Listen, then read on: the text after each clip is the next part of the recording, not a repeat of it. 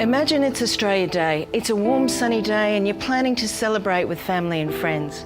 The preparation for the barbecue is well underway. The kids are already in the pool when you get a phone call. The phone call all safety professionals dread. A worker has been hit by a drop load from a crane at site and is not expected to live. That was my Australia Day in 2009, the start of the journey leading to the development of the Major Accident Program. In the next 24 hours, I found myself on a site overwhelmed with the loss of a mate. Rob, a Kiwi, was the father of 3 young children, husband and beloved son.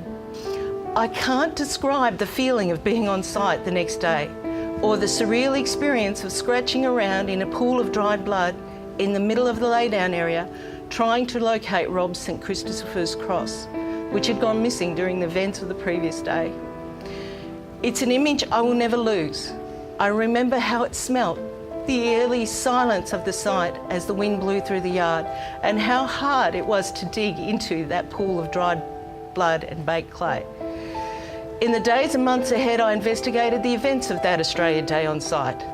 The project was in the final stages and the teams were in the process of prepping and starting to demob.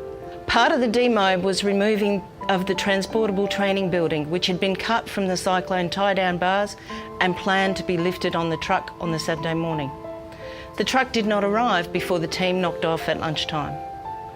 Overnight, a cyclone warning was issued and the cyclone prep had to be conducted, even though it was a rostered day off. So a crew of 4 was mobilised to lift the training building back onto the concrete base and weld it in place. This all occurred without a hitch, and the 350-tonne crane was tramming back to laydown position so it could lower the boom as part of the cyclone prep. The crane still had a 250-kilo steel wire sling on the hook whilst it was tramming. During tramming, the crane pivoted on the tracks to line up for the placement of the boom, and as the crane pivoted, Rob walked under the hook to remove a plastic chair which was in the crane's path. The pivoting action caused the sling to sway up over the top of the hook and it fell out of the latch, wrapping it itself around Rob as it fell to the ground. Rob sustained extensive internal injuries and was still conscious when the medics arrived, but died on the way to the hospital.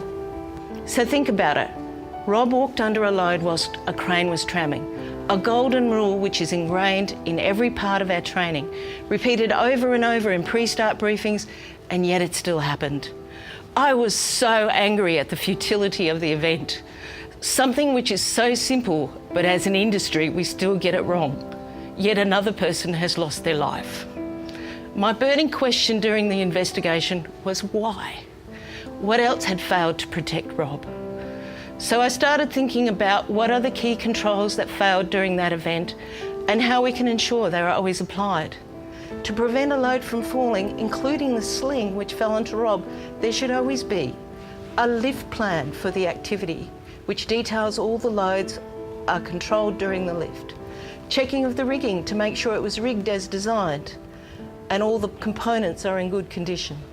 Clear communications between crane operator and rigger that are tested prior to the lift, and competent operators and riggers, dogmen who knows what the task is and how it will be managed.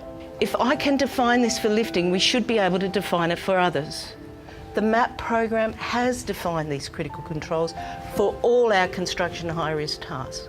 Whether it's lifting, diving, working at height, operating plant and equipment, we now know what the critical controls are.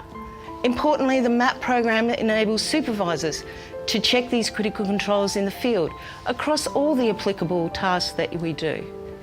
What does this mean across our projects?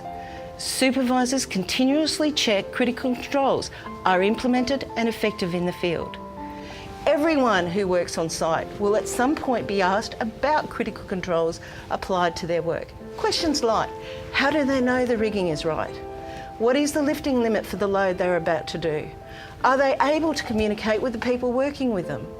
Fundamentally, whenever it is implemented, MAP pulls together the critical controls needed to prevent fatalities and then empowers supervisors and our team members in the field to stop work when needed, ensuring everyone goes home at the end of the shift. If you want to know more about MAP, ask your supervisor to share the checks they were doing on the job to support you. Since Australia Day 2009, 238 workers have lost their lives in Australia, 18 in this year alone. The construction industry has a long way to go.